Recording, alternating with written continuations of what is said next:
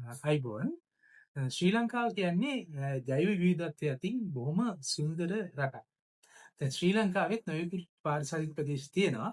ඒ අතරින් මොනරාගල ගත්තම ඉතාම සුවිශේෂී. ජෛව විවිධත්වය ගැන කතා කළාම මොනරාගල පමණක් දකින්න පුළුවන් ජෛව විවිධත්වයේ තිබෙන බව දැන සිටියද අපි උදාහරණයක් ගමු. හොඳම උදාහරණයක් නෑයක් ගල්පර දියමැඩියා නනෝෆිස් නෑයකයි ශ්‍රී ලංකා ට්‍රයිබල් රොක් ෆ්‍රොම් ශ්‍රී ලංකාවේ වෙන කොහෙවත් මේ ගල්පර දියමැඩිය හොයාගන්න බැහැ.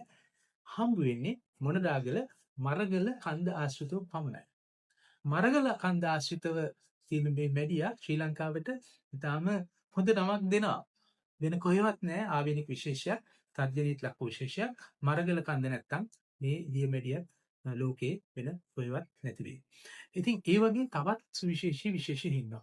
දිවාසැරි හුවනෙක් ඉන්නවා නැමැස්පිස් කුමාරසිංහගේ දියසැරි දිවාසැරි හුවන ඉන්නේ මොනරාගල පමණයි. අපි ගත්තොත් හාල්දණ්ඩෝ සර්පයන් අතරින් තසුන්ගේ හාල්දණ්ඩ ඩෙන්ඩලාකිස් තසුනි ඉන්නේ මොනරාගල පමණයි.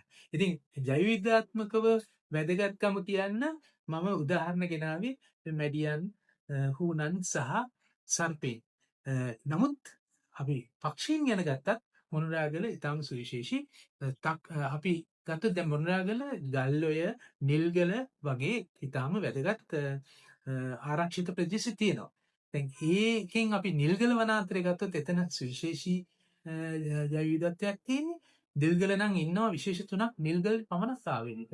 ඒ කියන්නේ නිල්ගල සමනලයා ඉන්නවා. එතකොට නිල්ගල තව පක්ෂි විශේෂ තුනක් ඉන්නවා. එකෙනෙක් තමයි පතන් සුකුලා, පේන්ටඩ් ෆ්‍රැන්කලින් නිල්ගල පමණයි ඉන්නේ මොනරාගල දිස්ත්‍රික්කයේ.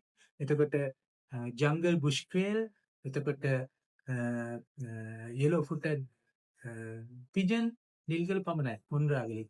එතකොට අපි ගත්තොත් මේ විශේෂ මේ මොනරාගල තියෙන සුවිශේෂී පරිසර පද්ධති හතරෙන් තියෙන්නේ. මොනරාගල ඇත්තටම දැන් එක කාලයකට හරි වියලි, එක කාලයකට තෙසයි, හීතලක් තියෙනවා. නමුත් මේ ඔක්කොම මේ ප්‍රදේශයේ තියෙන ඒ ස්වභාවික වනාන්තර දර්ශ හින්දා තමයි සම්පූර්ණ තියෙන්නේ. ඉතින් අපි ඒ ස්වභාවික වනාන්තර දර්ශ අපි ආරක්ෂා කළේ නැත්නම් මම හිතන්නේ ලොකු ව්‍යසනයක් වෙනවා පරිසර විද්‍යාත්මකව. අපි උදාහරණයක් ගත්තොත් ඔය තෙත් බව තියෙන එක ජලාශ්‍රිත දේවල් තියෙනවා. උදාහරණයක් ඇටියට අපි ගත්තොත් ගල්ඔය, එතකොට සේනානායක සමුද්‍රය, එතකොට